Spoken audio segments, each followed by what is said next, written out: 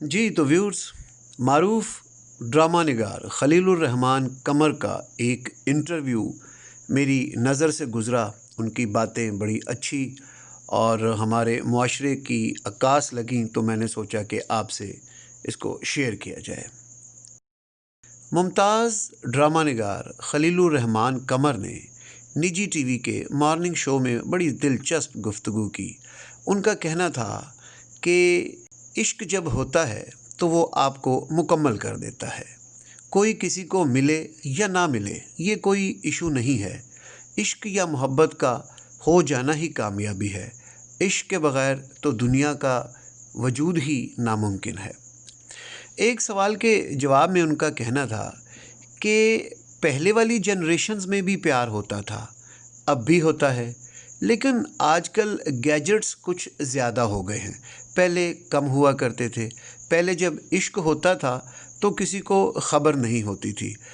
हमारे ज़माने में जब इश्क होता था तो उसका पता नहीं चलता था। लड़के और लड़की के ताल्लुक़ में कुछ भी बदलाव नहीं आया। आज भी वही काम है, वही लोग हैं, बस आजकल ज़रा जगह, कपड़े और अंदाज़ बदल गए हैं। उन्होंने कहा कि लोग समझते हैं कि शायद सोसाइटी तब्दील हो गई है, लेकिन ऐसा नहीं है। इस वक्त दो मुख्तलिफ अदवार के दरमियान जमूद पर हमारी रफ्तार रुकी हुई है। कुछ भी नहीं बदला, सब कुछ वही है। जब आप मोहब्बत करते हैं तो आप किसी का इंतखाब करते हैं, और इंतखाब करते वक्त गलती भी हो सकती है, लेकिन गलती होने के बाद लकीर पीटना ज़रा भी ठीक नहीं, आगे बढ़ जाना चाहिए।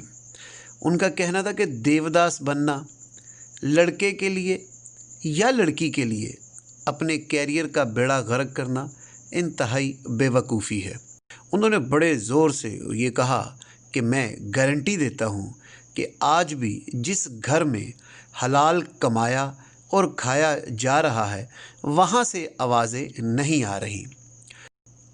खलीलुर रहमान कमर ने कहा कि हमारी सोसाइटी करप्ट है और इस करप्शन की वजह से हमारे घर अंदर से टूट रहे हैं। 15-16 साल की उम्र तक बच्चे समझदार हो जाते हैं और उनको पता चल जाता है कि उनका बाप कितना कमा सकता है, लेकिन जब पैसा ज़्यादा आ रहा होता है तो बाप अपने बच्चे का एक तरह से काना हो जाता है। बच्चे की मनफी सोच को ख़त्म करने के लिए उसको ज़रूरत से ज़्यादा पैसे दिए जा रहे हैं। बीवी की डिमांड और दुनियावी रख रखाव के लिए उसको ज़्यादा मिकदार में पैसे दिए जाते हैं। तो जब ये सारे लोग खाने की टेबल पर इकट्ठे होते हैं तो वो सब एक दूसरे के काने होते हैं, और उस वक़्त घर का सरबराह चूँकि सबका काना है, इसलिए अपने कायदे ज़ाब्ते या कानून के मुताबिक कोई बात नहीं कर सकता। हर घर में इस वक्त एक दूसरे से कंप्रोमाइज़ करके चल रहे हैं। खलीलुर रहमान कमर का कहना था कि जो ख़वातीन मार्च करती हैं, मैं उनसे कहता हूँ वो कुरान पाक हाथ में पकड़कर मार्च करें और ये कसम खाएं कि हमारा शौहर या हमारे घर के मर्द जो कमा कर ला रहे हैं, खुदा की कसम हम उसमें ही गुजारा करेंगी। जब बीवी हलाल में गुजारा करना शुरू कर देती है तो मर्द करप्शन से बाज आ जाता है। उनका कहना था कि पिछले 15 साल में हमारे मुल्क के कल्चर के साथ खिलवाड़ किया गया। सास, नंद, बहू और भाभी, इनके नाम लेकर औरत को बाकायदा तौर पर गाली दी गई, और ये गाली देने वाली भी औरतें ही थीं। हमने नंद, सास और बहू के रिश्ते को ख़राब कर दिया, और जो ये ड्रामा औरत लिख रही थी वो उस वक़्त ख़ुद भी किसी की बीवी, बहू और नंद थी। उन्होंने कहा कि हमारी आवाम तरस गई है कि वो कुछ सीखें, लेकिन कुछ दिखाने वाले या कुछ सिखाने वाले नहीं हैं। कहा जाता है कि मसाइल के हल के लिए माहिर नफ्सियात के पास जाओ, तो भाई ये चोंचले तो अमीर आदमी के हैं, गरीब आदमी के पास तो खाने के लिए रोटी नहीं। गरीब आदमी जब टीवी देखता है तो वो ये कोशिश करता है कि मैं उससे कुछ सीखूं, लेकिन वहाँ पर सीखने के लिए कुछ है ही नहीं। ایک سوال کے جواب میں ان کا کہنا تھا کہ ہمارا سب سے بڑا مسئلہ حسد ہے۔ اس حسد نے کرپشن کو جنم دیا، اسی نے رشتوں کو کمزور کر دیا ہے۔ ہمارے ہاں طلاق اور میاں بیوی کے رشتوں کی خرابی کی وجہ بھی حسد ہی ہے۔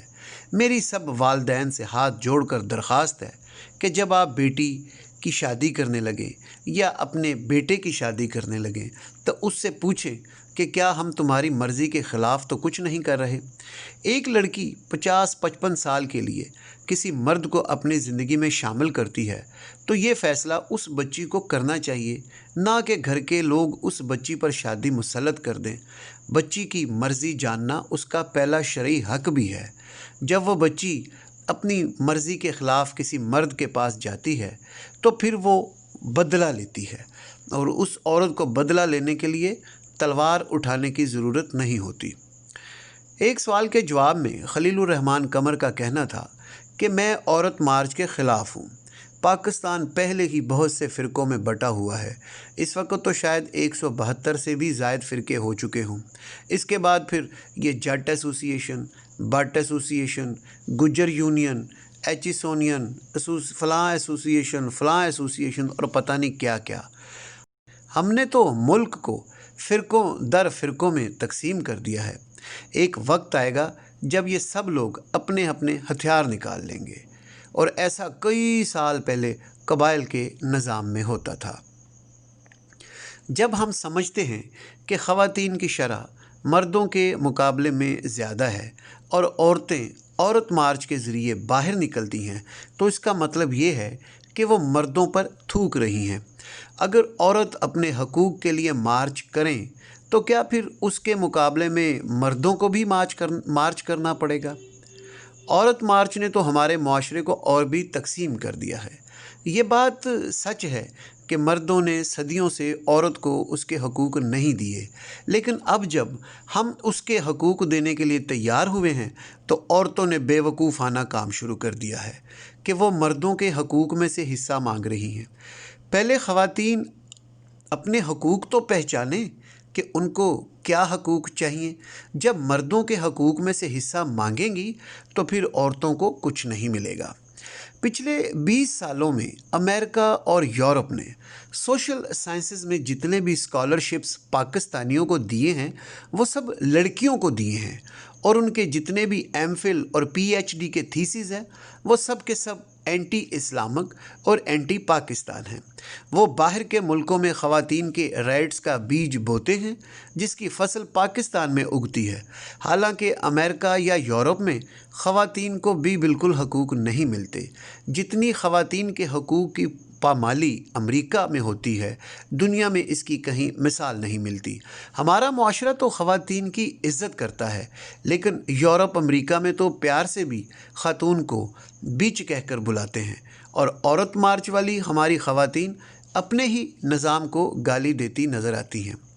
خلیل الرحمن قمر کا کہنا تھا کہ مسائل کی ابتدا ہی وہاں سے ہوتی ہے جب لڑکی سے اس کی شادی کے وقت مرضی نہیں پوچھی جاتی۔